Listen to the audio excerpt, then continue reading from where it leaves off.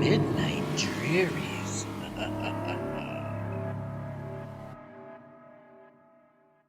Stephanie had always been a prodigy on the piano.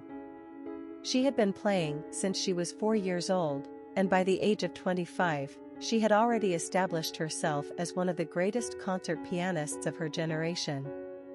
But one night, on her way home from a concert, tragedy struck. Stephanie was driving home along a dark, winding road when another car came out of nowhere and slammed into her vehicle. The impact was so severe that Stephanie's hands were crushed, and the nerve damage was so extensive that doctors told her she would never play the piano again. The news was devastating for Stephanie. Without the ability to play, she felt as if she had lost a part of herself. She fell into a deep depression and isolated herself from the world. But as the weeks went on, Stephanie began to notice something strange happening to her. She would wake up in the middle of the night with an overwhelming urge to play the piano. She tried to resist the urge, but the feeling was so intense that she eventually gave in. At first, the music she played was disjointed and erratic, her damaged nerves causing her to hit the wrong keys. But as time went on, the music began to take on a life of its own. Stephanie felt as if she were being possessed by some dark energy, and the music she played became more complex and powerful than anything she had ever played before. Stephanie's friends and family began to notice the change in her. They saw how she had become obsessed, spending hours upon hours playing, writing, and practicing, all the while fighting through the intense pain it caused her hands. But they didn't understand the full extent of what was happening to her.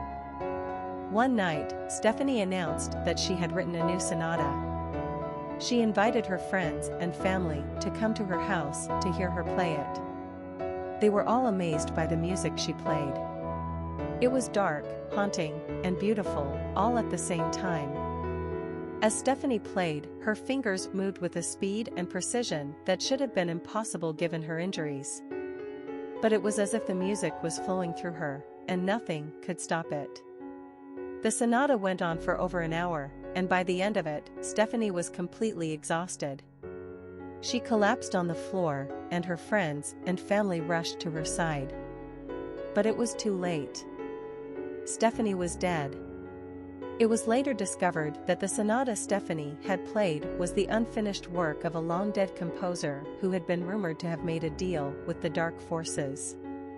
Some believed that Stephanie had been possessed by the composer's spirit, while others believed that she had made her own deal with some kind of demonic entity in exchange for the ability to play again.